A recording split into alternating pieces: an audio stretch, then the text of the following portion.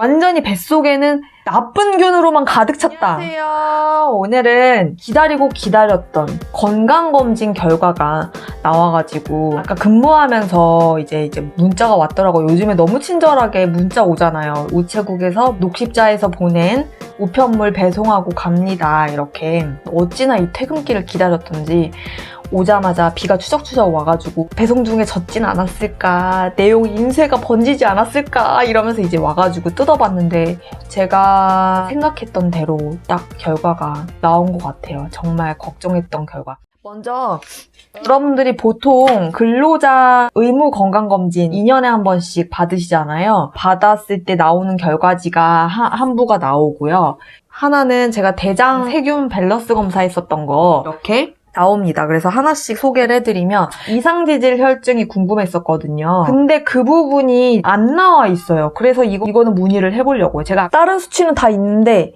이상지질의 4가지가 없죠. 총콜레스테롤, HDL, 중성지방, LDL 이거가 안 나와 있어서 나머지는 전부 다 정상이 떴어요. 그래서 여러분들에게 딱히 공유드릴 내용은 없고 그 영양제 많이 먹어가지고 간 수치 어떠냐고 궁금하신 분들이 많은데 간 수치는 너무나도 정상이에요. 올해 초였나? 검사했을 때도 그렇지만 간장질환 관련해서 AST, ALT, 감마, GTP 전부 다 매우 정상으로 나왔고요. 위 내시경에서는 살짝의 위험 증세가 있다, 불긋불긋한. 근데 그거는 좀 문제될 게 아니다라는 소견을 주셨었고요. 알러지 검사를 제가 혈액으로 했는데 원래 그 전에 이비인후과에서 진행을 했던 그거는 뭐 50가지 정도에 대한 알러지 검사를 했던 거고 여기에서 진행하는 거는 물어보니까 90가지 정도에 대한 거를 알러지 검사 한다고 해서 궁금해서 또 검사를 해봤었고 예전에 이비인후과에서 했을 때 저한테 진먼지, 진드기 알러지밖에 없다 그랬었거든요. 근데 여기에서 하니까 꽤 여러 개가 나오네요. 50개랑 90개라서 그런 차이가 있는 게 아니라 정확도에 좀 차이가 있는 것 같아요. 저는 진먼지, 진드기 뿐만 아니라 돼지고기와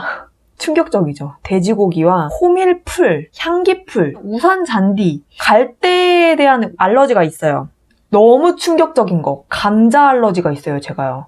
나 그것도 모르고 식물식 한다고 한때 또 감자를 주식처럼 먹었을 때가 있네요. 그리고 진먼지 있고 그리고 고양이와 햄스터에 대한 약간의 알러지가 있고 개에 대한 높은 알러지가 있어요. 이거 몰랐어요. 전에 검사했을 때 전혀 안 나왔거든요. 그 다음에 이거 딴딴 따라단 딴딴 따라단 장내세균 밸런스 분석 결과 보고서입니다. 너무 떨려. 이거 진짜 기다렸거든요. 근데 제가 예상했던 대로 딱 나왔어요. 체변을 통해서 장내 미생물을 채취를 한 다음에 그 미생물의 DNA를 채취해서 이게 어떤 종류의 균인지를 분석하는 방법입니다. 맨 앞에는 균의 종류가 나와 있어요. 어떤 균이 유익균이고 어떤 균이 유해균인지. 박테로이데테스는 비만을 예방하고 소화를 돕고 어지방 고섬유 식단을 하는 사람에게 많은 장내 유익균이 퍼미큐티스라고 하는 미생물은 반대로 지방의 소화를 흡수시키고 촉진시킨대요. 그러니까 박테로이데테스랑 반대로 비만을 예방하기보다는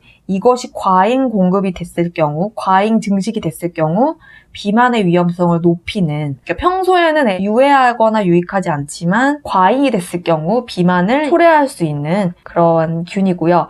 락토바실러스는 많이 아시죠? 유해균 증식을 억제하고 병원균과 발암물질의 배출을 돕는 이로운 균이고, 비피도박테리움 역시 노화 방지, 알레르기 완화, 동맥경화증, 면역력 이런 거랑 관련이 있는 유익균입니다. 그리고 마지막 유해균, 이름만 들어도 유해균 같은 클로스트리디움. 얘네들은 고지방, 고탄수화물의 서구 식단에서 많이 증식을 하게 되고요. 아토피나 장질환 등의 많은 질병과 관련이 있고 최근에는 아동 자폐증하고 관련이 있다라고 밝혀진 유해균이 있습니다. 제가 이거 검사 결과 받기 전부터 계속 저는 유해균이 많을 것 같다 했었잖아요. 정확하게 적중했습니다. 저의 미생물 수치는 주의해야지 된다고 해요. 그래서 락토바실러스랑 비피도박테리움의 양이 정말로 부족한데 얼마나 부족하냐면요. 이 회색 막대기에서 중간이 평균치예요. 근데 저는 그 밑에 보이시죠? 아예 비피도박테리움은 있지도 않아. 그리고 락토바실러스는 맨 밑에 0.1에 해당되는 없다고 봐야죠. 근데 저는 이거 검사하러 간다고 나름 긴장해서 식단도 조정하고 막 그랬었거든요. 근데도 이 난리라는 것은 저의 장 상태는 굉장히 안 좋다.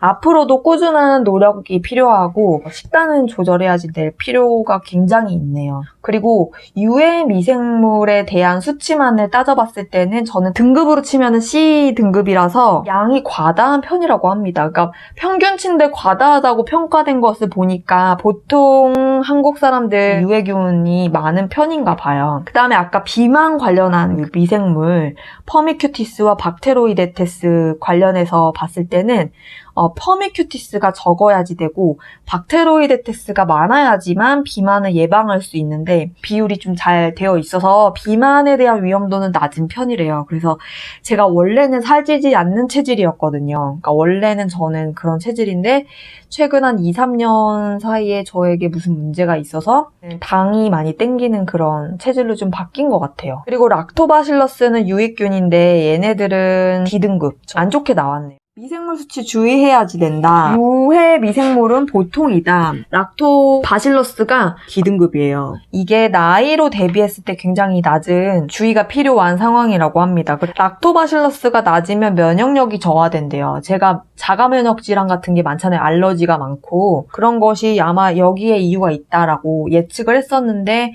딱 맞아 떨어졌네요. 그래서 저는 다음 건강검진까지 이 관리를 엄청 열심히 해서 정말 좋은 수치를 만드는 게 다시 목표가 생겼네요. 어떤 관리를 해야 락토바실러스를 증가시킬 수 있냐면 식습관 개선이 필요한데 당이나 설탕이 많이 들어있는 음식을 줄이고 채소, 과일 등의 식이섬유가 풍부한 음식을 먹으면서 식이섬유로 인해서 노폐물을 배출시키고 그러면은 이제 얘네 유해균이 먹을 게 없잖아요. 그래서 락토바실러스가 서식하기 좋은 환경을 만들어준다. 그리고 프로바이오틱스 제품을 통해서도 섭취할 수 있다. 저는 그동안에는 프로바이오틱스를 약간 평균치로 먹었었어요. 보통 300억 정도로 해서 먹었었는데 강화를 해야 되겠다고 느꼈습니다. 비피도박테리움이 아까 제가 낮다 그랬잖아요.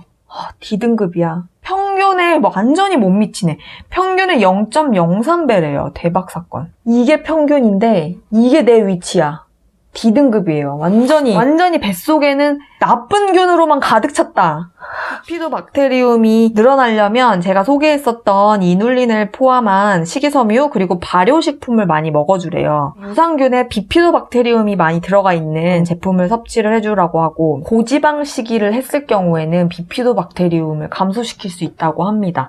클로스트리디움은 유해균이라고 했었잖아요. 유해균은 지금 저는 C등급이라서 평균보다 살짝 나쁜 정도. 그러니까는 유해균은 여기가 평균인데 여기가 제 위치니까 아주 많이 심각한 상태는 아니고 이게 유익한 미생물이 감소하면서 얘네가 이제 우세하게 된대요. 제 지금 장 상태가 좋은 균은 힘을 못 쓰는 상태고 나쁜 균이 어깨를 펴고 있는 상태라서 제가 호르몬 쪽에 이상이 있어서 호르몬제를 처방받아서 먹고 있거든요. 장기적으로.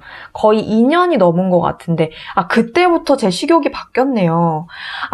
원인을 알았다. 여러분들 제가 호르몬을 장기 복용해가지고 지금 장내 이 부분이 깨진 것 같고 식욕도 그때부터 생겨서 살이 그때부터 찐 것 같고 제가 거의 한 10kg 가까이 쪘다가 지금 살짝 빠진 상태거든요. 원인을 찾았어요. 여기 써있네요. 항생제, 호르몬제, 소화제. 복용이 과도했을 경우에는 유해 미생물의 증식을 초래한대요. 클로스트리디움의 일부 종은요. 염증성 장질환의 원인이 되기 때문에 관련된 증상이 있으면 진단을 받아보라고 적혀 있고요. 퍼미큐티스는 이제 과잉 공급됐을 때 비만이 될 수 있는 이거는 A등급입니다. 저는 평균치보다 훨씬 좋은 A 맨 끝 등급. 박테로이데테스가 아까 유익균이었거든요. 얘네들도 잘 관리가 되고 있는 B등급이다. 평균보다 살짝 좋은 위치에 가 있는 상황이에요. 그러니까 저는 락토바실러스하고 비피도박테리움이 문제네. 그 두 개를 이제 키우기 위해서 매진을 해야 될 것 같네요. 비싸지만 정말 알고 싶었고 알게 돼서 속 시원한 또 다른 동기부여를 준 그런 검사였습니다. 여기까지 여러분들에게 공유드릴 수 있는 내용이었고요. 여러분들도 궁금해 하셨다고 알고 있어요. 그래서 조금이라도 궁금증이 해소되셨으면 좋겠고, 제가 검사받은 병원은 녹십자 아이메드에서 검진을 받았고, 제가 여태까지 살면서 받았던 검진 센터 중에 가장 크고 시설이 잘 되어 있었던 그런 검진 센터였던 것 같고요. 다음 영상에서 궁금한 내용을 가지고 돌아오도록 하겠습니다. 그럼 안녕!